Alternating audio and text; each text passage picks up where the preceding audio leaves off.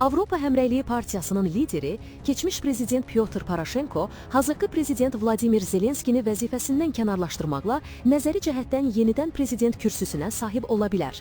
Bunu politoloq Dmitri Jurablev ilə söhbətində deyib.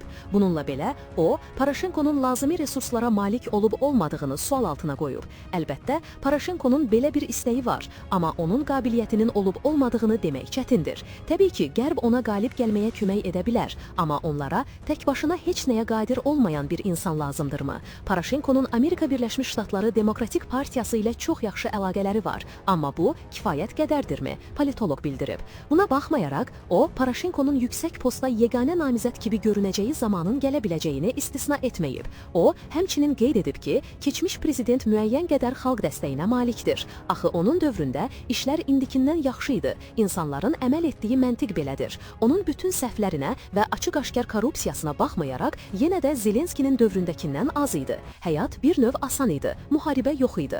Ancaq Poroşenko əlbəttə ki, Rusiya ilə münasibətləri yaxşılaşdırmayacaq. Zelenskinin belə imkanı var idi, özü də sələfindən qat-qat çox, amma alınmadı, ekspert əlavə edib. Bundan əvvəl Ukraynskaya Pravda nəşri yazıb ki, Ukrayna prezidenti Vladimir Zelenskinin yaxın ətrafı ona korrupsiya qalmaqalı ilə bağlı prezident administrasiyasının rəhbəri Andrey Yermağı işdən çıxarmağı məsləhət görür. Poroşenkonun partiyası da bunu tələb edir.